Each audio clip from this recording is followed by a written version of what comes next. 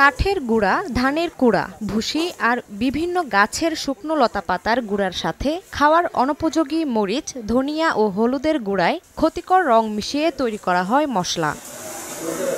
কিশোরগঞ্জের রশিদাবাদ ইউনিয়নের বড়বাগ উত্তরপাড়া আলমপুর এলাকায় দীর্ঘদিন ধরে চলছে ভেজাল মশলা তৈরির এই কারখানা।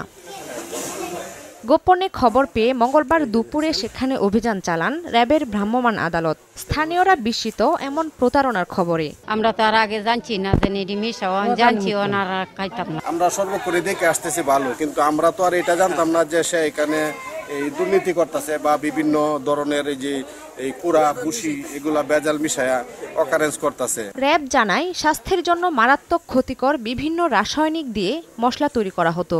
জব্দ করা উপকরণগুলো ধ্বংস করা হয় তাৎক্ষণিকভাবে। ভোক্তা অধিকার সংরক্ষণ আইনে কারখানা মালিককে 2 লাখ টাকা জরিমানা করেন ভ্রাম্যমাণ আদালত। ইন্ডাস্ট্রিয়াল রং যেটা কাপড়ে ব্যবহার করা হয়, তাছাড়া খুবই নিম্নমান সম্পন্ন মরিচ, এছাড়া বিভিন্ন গাছের গুঁড়া এগুলা মিশিয়ে সে মশলা তৈরি করছিল। ভোক্তা অধিকার সংরক্ষণ আইন 2009 অনুযায়ী 2 লক্ষ টাকা অর্থদণ্ড করা হয়েছে এবং তাদের এখানে ভেজাল মশলা প্রায় 600 কেজি তা এখানে ধ্বংস করা হয়েছে। এই ধরনের অভিযান অব্যাহত থাকবে বলে জানিয়েছে র্যাব। সময় সংবাদ, কিশোরগঞ্জ।